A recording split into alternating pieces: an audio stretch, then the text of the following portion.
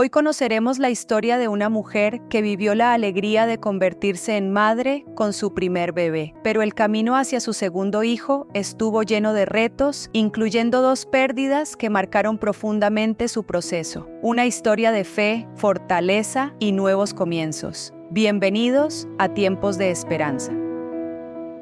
Hola, soy Susana Rodríguez, psicóloga de INSER, y hoy me acompaña una paciente adorada por nosotros, por nuestro grupo, que durante todo este tiempo se dio a conocer y sobre todo a querer. Hoy está con nosotros Viviana Cadavid y nos va a hablar de su historia. ¿Cómo estás, Vivi? Estoy muy contenta de estar acá, me siento como en casa. Siempre que llego veo sonrisas, veo abrazos, estoy muy contenta de poder estar en este momentico contigo conversando. Perfecto, Vivi. Bueno, Vivi, cuéntanos cómo llegaste a INSER, cómo inicia tu proceso en este camino llamado Buscar un Embarazo. Bueno, resulta que yo organizo unas conferencias que se llaman TEDx Medellín y me invitaron a una entrevista y coincidió que el doctor Juan Luis Giraldo lo entrevistaron antes de que me entrevistaran a mí. Entonces Juan Luis empieza a contar que bueno, las mujeres después de los 35 años, la capacidad ovaria disminuye, entonces es importante que estén pendientes del ciclo natural biológico de una mujer.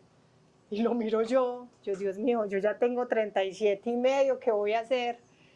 Juan Luis acaba su entrevista y le digo yo, lo necesito. O sea, pues a mí se me olvidó ser mamá.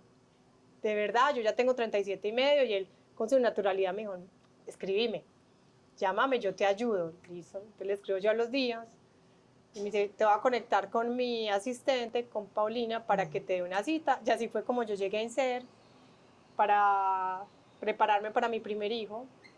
Fue muy bonito porque Juan Luis me dijo, listo, vamos a ver cómo estás. Me hicieron un montón de exámenes, me dijo, estás súper bien. Yo en ese momento me iba a ir a vivir a Holanda. Me dijo, ve con Dios. Y me dio la bendición. Vaya, haga su bebé. Estás muy bien. A los 2 meses volví. Ya estaba en embarazo de mi primer hijo, Tiago. O sea, que fue un proceso realmente rápido. Sí, y o sea, esa natural. bendición ayudó. Sí, un montonón. Y él no me dejó sola, porque a pesar de que no habíamos hecho un proceso de fertilidad con asistencia, digamos, de otros procesos, Sí. de otros métodos, él me acompañó. O sea, yo estuve en ese tiempo acá en Medellín unos meses más y yo venía acá y me hacía las ecografías y me mandó los medicamentos y hasta que ya estuve en la semana 12 me dijo, bueno, ya, devuélvase para su casita en Holanda, estamos bien. Entonces así fue como conocí a Juan Luis. Nunca pensé que me iba a ayudar en mi segunda historia, que ya tener a Samuel sí fue un proceso que duró muchos años, mucho tiempo, y acompañado pues de Juan Luis, que ya lo conocía. Sí, o sea que Tiago nace o te embarazas de manera natural, se da este primer acercamiento, empiezas a tener conciencia sobre el cuerpo, sí. Reserva ovárica, 35 años, afortunadamente estabas muy bien, se da rápidamente y de forma espontánea 35, el embarazo. 37 y medio. Claro. Y ya luego de ser mamá, resulta que de forma inesperada vuelves a INSER. Sí. ¿Y qué pasó en ese segundo embarazo, en ese deseo de querer volver a ser mamá? Entonces, bueno, Juan Luis se volvió mi ginecólogo de cabecera. Entonces ya Tiago cumplió 1 año, vinimos, hicimos los exámenes de rutina y Juan Luis me recomendó, es importante que empieces a buscar a tu segundo bebé. Y claro, yo bien terca, no le creí, yo no, Juan Luis, yo necesito más tiempo, qué cansancio, quiero esperar un tiempito más. Y comienzo esa búsqueda del segundo bebé y bueno, tengo un primer aborto espontáneo. Estaba en ese momento en Italia y Juan Luis acompañándome. Me acuerdo que lo llamó 3 de la mañana, hora Colombia. No me di ni cuenta de qué hora era aquí. Yo llorando y me dice, bueno, te voy a acompañar. Entonces no es... Creo que Juan Luis ha estado siempre en mis embarazos y no embarazos. Y me doy cuenta, bueno, que infertilidad secundaria existe. O sea, ¿cómo es posible que para embarazarme de Tiago, en 2 meses lo hicimos y ya intento un segundo bebé y es tan difícil hacerlo? Juan Luis me manda unos exámenes que me practico en Holanda. Me dice, no, síguele intentando. Vuelvo a quedar en embarazo a los pocos meses. Vuelvo a tener otro aborto. Y en el 2021 le digo, Juan Luis, yo quiero verte en Colombia, por favor ayúdame, porque ya llevo 2 abortos espontáneos, necesito respuestas. Y así es como llego de nuevo a INSER, pero siempre he estado aquí porque Juan Luis siempre me ha acompañado, entonces... Y ya, de hecho, ya eres de aquí. Sí, ya estoy aquí. Ya eres de aquí, ya eres parte de INSER. Vivi, y hablaste de la infertilidad secundaria, ¿no? Sí. Que es difícil de entender y procesar porque hubo un primer embarazo fácil además, y cuando la mujer se da cuenta que su cuerpo es capaz, es muy escéptica de entender que hay un problema. Y pasaste por abortos. Cuéntanos un poquito de la parte emocional del aborto. Hablabas de la incondicionalidad de tu médico, de responderte inmediatamente, pero estabas lejos. ¿Cómo viviste ese proceso como mamá? Bueno, el primer aborto espontáneo, estábamos en Italia en mitad de pandemia, era a finales de julio, estábamos con unos amigos en una casa italiana muy bonita y me acuerdo que cuando pasó eso era muy difícil entender por qué me estaba pasando a mí. Y esa semana viví algo muy raro, que es entender que uno puede estar triste pero también reírse a carcajadas. Y le agradezco a esos amigos que nos acompañaron porque de verdad me reía a carcajadas, a pesar de que sentía un dolor tan grande dentro de mí y me hacía un montón de preguntas de por qué a mí me está pasando a mí esto, por qué no podía tener mi segundo hijo, qué había sucedido. Entonces, creo que ese proceso de entender y de curarme a mí misma esas semanas que estuvimos en esa casa, fue descubrir eso, que la tristeza no existe sin la alegría sin la tristeza, y ya, y entender que también, sí, que en la vida pasan cosas. Y las emociones pueden ser duales, Sí, realmente. Y también permitirme empezar a buscar ayuda, porque ahí me abría la posibilidad de empezar a meditar, a escribir cartas, a buscar constelaciones, no sé, diferentes herramientas que posiblemente antes no hubiera buscado, porque yo soy un poquito escéptica, entonces yo decía, ¿para qué esas cosas? Pero en ese momento era lo que me ayudaban a darle respuesta a algo que no tenía respuesta, o darle respuesta a algo que simplemente hace parte de la naturaleza. Claro. O de repente cómo del sufrimiento también hay aprendizaje, y cómo a partir de profundizar en ti empiezas a sanar. Sí, claro. Y hablaste por primera vez de la importancia de ese grupo de apoyo, ¿no? De ese sostén social, esos amigos que a pesar de la tristeza te hacían reír y te sacaban un poquito de ese dolor. ¿Cómo ha sido ese sistema de apoyo para ti, Vivi? Ha sido grandísimo, de no escatimar en buscar ayuda y en ser vulnerable y en decir, de verdad necesito ayuda, y qué ayuda hay disponible para mí. Vivir un aborto en una cultura como Holanda es algo muy natural. Eso, no, tu cuerpo sabe cómo quedar en embarazo, tranquila. Tal vez en otros países se vive de una manera diferente. Y para mí era muy importante conectarme con algo, creer en algo y abrirme a esas personas que estaban ahí para apoyarme y darme cuenta que sí había personas dispuestas a apoyarme, y empezar a hablar del tema sin tanto tabú y darme cuenta que la abuelita tuvo 3 abortos, que la prima 4, que la tía no sé qué. Claro. Entonces, validar la experiencia, sí, es algo que pasa. Sí, y que también te puede pasar a ti, entonces... Claro. Y que se puede hablar. Sí, que no es un tabú, que es algo que nos pasa a las mujeres y que inclusive hablando se sana y entendiendo y conectando con otros también. Sí, Qué claro. importante eso. Uno a veces piensa que solamente le suceden las cosas a uno. Entonces, yo soy la única que está pasando por esto, yo soy la única que estoy sintiendo esto, hay algo mal que está en mí. Entonces, poder escuchar a esas otras personas y dejarse ayudar de esas otras personas permitieron que yo poco a poco me fuera sanando y fuera buscando esas herramientas que permitían que pudiera eso, seguir sonriéndole a la vida.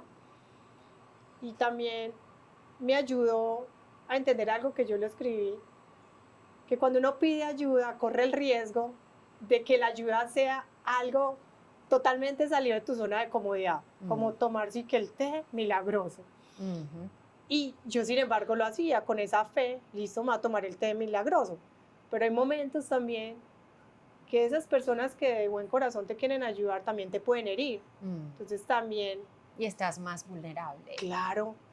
Entonces, más sensible. También entender de dónde viene esa ayuda, esa persona, por qué te lo está diciendo, reconciliarse con esas palabras y entender que lo están haciendo porque les sale el corazón y simplemente aprender a elegir qué es lo que yo necesito ahora y qué le devuelvo a esa persona con todo el amor, como gracias, te devuelvo el consejo que me diste, de que te vayas de vacaciones y te relajes porque así vas a quedar en embarazo. Claro.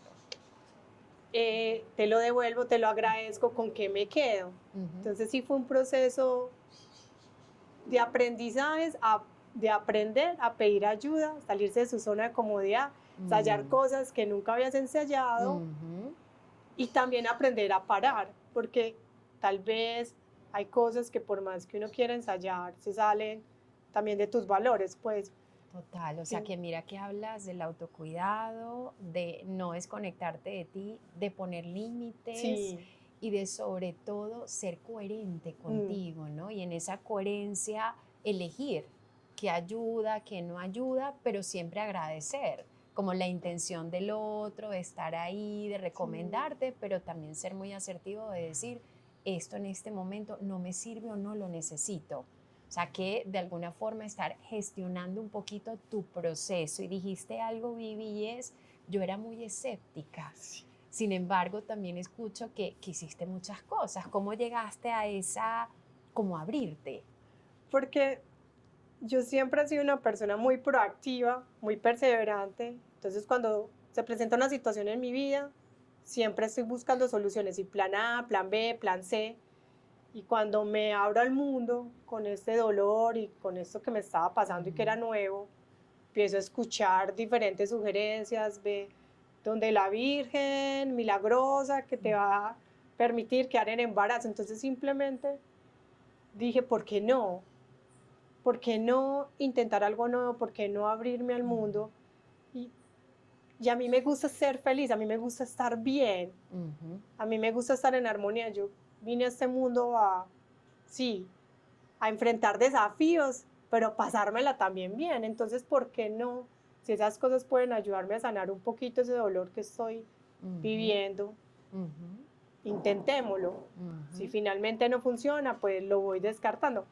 Ya a medida que lo iba haciendo, mi curiosidad iba creciendo y me permitía mirar las cosas desde un ángulo diferente que yo no lo hubiera podido hacer si hubiera seguido en ese lugar. Sí, o con mi mismo pensamiento. Claro. Entonces, por ejemplo, ir a la constelación de familia me permitía tal vez pensar, podría hacer esto de una manera diferente entonces, o tomarme el té, bueno, tal vez necesito más tiempo para relajarme. Entonces eso me abría, me da nuevas luces y me permitía pensar de una manera diferente. Y encontrar recursos. Sí, encontrar recursos. Es súper importante. Vivi, y aprendizajes centrales que conseguiste en este camino, que tú digas, la infertilidad me trajo estos aprendizajes de vida. La infertilidad me trajo un aprendizaje muy bonito que es valorar lo que ya tengo. O sea, pues enamorarme de lo que ya está aquí, enamorarme de ese esposo, enamorarme de Tiago, Uno de mis tantos médicos funcionarios me decía, si llega ese otro hijo en la cereza, en el helado, pues en ese postre, Ujú, entonces aprender a apreciar lo que ya está aquí, lo que ujú, tengo. Aprendí a cuidarme, listas incansables de qué necesito para estar bien. Ir a comprar ropa, hacerme las uñas, el pelo, llamar a tal amiga. Entonces, ujú, sí, cuidarme.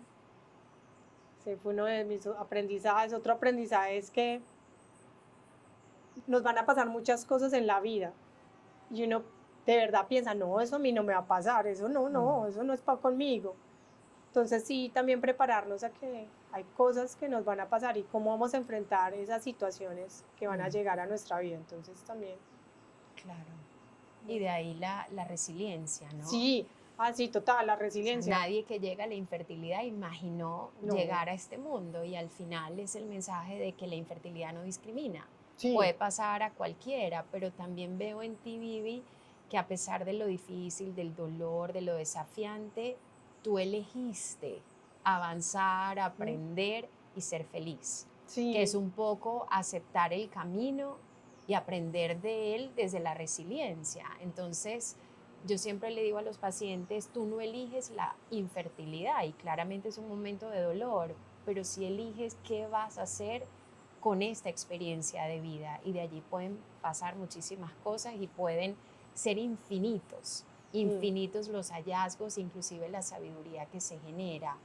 Cuéntanos un poquito, Vivi, de la red Tejiendo mi Fertilidad y eso que construiste como resultado de tu camino.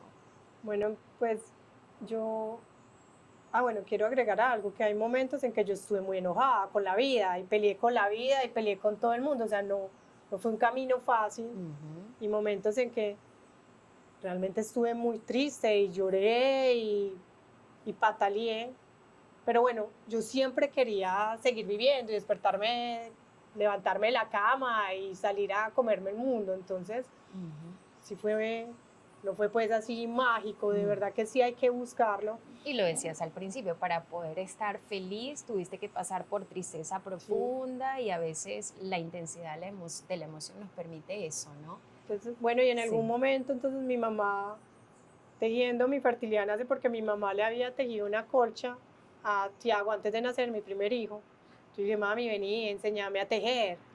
Hagamos crochet juntas, hagámosle una colcha a ese bebé que va a llegar en el futuro para que lo recibamos. Mi mamá me dijo, listo, entonces cogimos los cuadritos, los colores y empezamos a tejer juntas. Y a la casualidad que cuando los cuadritos se juntan, cuando mi mamá acabó de juntar los cuadritos, ese día me llama Juan Luis y me dice, este último procedimiento no funcionó. Después de muchos intentos, después de varios abortos, y me dice, necesitamos descansar.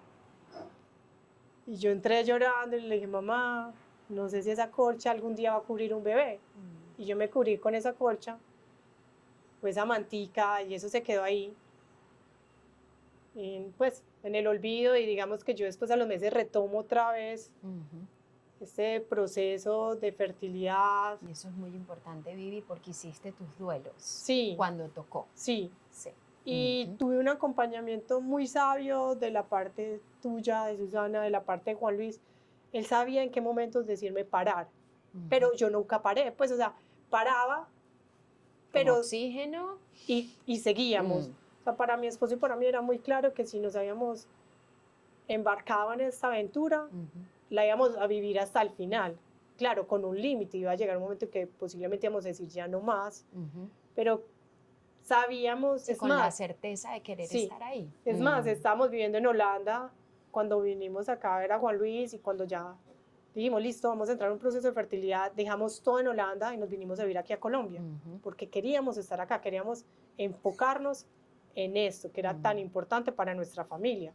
Recuerdo perfectamente la Entonces, casita amarilla. sí, dejamos todo así y venga y hagámoslo, como Mm, sin prisa, pero ahí, o sea, ujú, no, Nathan, mi esposo y yo tenemos esa cualidad o esa virtud, somos muy perseverantes, entonces no, es como, bueno, hagamos un ratico y nos vamos, no, mm. hagámosle, hagámosle, hagámosle.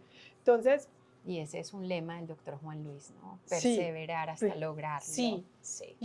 y finalmente eso es una conversación que tuve con Juan Luis al final, ahorita te la digo, ya mis últimos como análisis de toda esta historia. Pero bueno, entonces retomo y me digo a mí misma, yo voy a escribir, porque escribir es súper sanador. Voy a escribir cómo se hace una mantica para un bebé y voy a escribir algunos de los rituales sanadores que yo he hecho, que tal vez le puede servir a alguna mamá. Ya me siento yo a escribir, y fue demasiado bonito el proyecto, porque entonces un amigo mío que es diseñador gráfico, entonces me hizo el diseño gráfico, otra amiga, entonces que le gusta también el crochet, me sugirió que no fueran 30 cuadritos, sino 24. Después entonces llegó la amiga que me dijo, no, yo te ayudo para la redacción, para que te quede bien bonito. Después la otra amiga que me dijo, yo te ayudo a organizar el libro. Y ahí está tu comunidad. Sí, y que todo ha el sido mundo tan importante, fue participando sí. en el proyecto, hasta un amigo que me dijo, bueno, entonces acabo de escribir yo todo el proyecto, mi amigo me dijo, ay, grabémoslo en un podcast. Yo listo, entonces me voy a su estudio de grabación, después de acabar de escribir el proyecto, pues los rituales, pensando en todas esas mujeres que le iba a llegar este mensaje. Y era la primera vez que yo lo leía a voz alta y me escuchaba. Y siento que yo salí como Shakira del estudio de grabación y dije, uy, me sané. Finalmente creo que este proyecto lo hice fue para mí. Esto lo hice para mí, lo necesitaba hacer para mí, para entender lo que yo había vivido y lo que yo había hecho para llegar a este momento. Entonces, creo que haber hecho esto y crear esa comunidad a través de Tejiendo mi Fertilidad me ha permitido sentirme que no estoy sola. Claro. Y que hay un montón de mujeres ahí listas para escucharte, para apoyarte, para abrazarte, para enviarte un mensaje, una canción. Qué lindo eso, Vivi. Y bueno, yo creo que el mensaje es súper poderoso y por eso hubo tanta receptividad. Sí, y sí. hoy en día tú tienes tu cobija, el kit para que otros tejan su fertilidad y muchas cobijas se están tejiendo alrededor del sueño. Sí, claro que sí. Demasiado poderoso. Y ya llegando pues a esa parte, pues cuando ya finalmente quedo en embarazo, pues un embarazo ya viable, que ya sabíamos que iba a llegar a término. Yo tuve una conversación con Juan Luis, pero ya conversación ya desde Viviana, la ingeniera mecánica. La racional. Sí, esa racional que Juan Luis todavía se dice, uy, usted sí es, pues él todavía no conoce esa racional, piensa que soy fácil. Pero bueno, yo le decía a Juan Luis, finalmente esto es de ensayo y error y de perseverar, y de intentarlo y de intentarlo. Y hay, no sé si va a salir pues, pero bueno, hay dos elementos que me parecen a mí muy importantes para llegar a eso. Un elemento es la parte emocional y otro elemento pues que es tu red de apoyo. Pero sí. Y el recurso económico. Y el recurso económico, bueno, lo quiero decir, bueno, entonces son esos dos. Para mí, sí. Yo le dije, Juan Luis, hay dos elementos, sí. La parte emocional y el recurso económico. Claro. Puedes tener el recurso económico, pero si no estás bien en la parte emocional, no funciona. Claro. Y puede que estés muy bien emocionalmente, pero si no hay el recurso económico. Y un buen equipo de trabajo. Entonces, y creer en tu ginecólogo, y creer en el equipo, y creer en ellos, que ellos se quieren embarazar, es que ellos están trabajando para que eso pase. Desde el momento que llegas aquí, todo el mundo quiere que tú salgas con ese bebé en sus brazos. Entonces, que eso se llama la relación de confianza, sí. Y es sumamente importante. Entonces, finalmente, todas esas cosas que yo hice, todos esos rituales, todos esos momentos en que me fui para donde los monjes benedictinos 3 días a retiro espiritual, que me fui a, no sé, a de todo. A de todo, era para sostenerme emocionalmente, pero finalmente esto era de ensayo y error y perseverar y creer en el proceso y creer en cada una de las personas que hacen parte del equipo de INSER y que están poniendo todo su conocimiento al servicio tuyo para que ese bebé llegue. Y esa es la parte racional que llega a mí y bueno, Juan Luis se reía. Vivi, un mensaje final para estas parejas, personas, mujeres, hombres que están luchando por su sueño.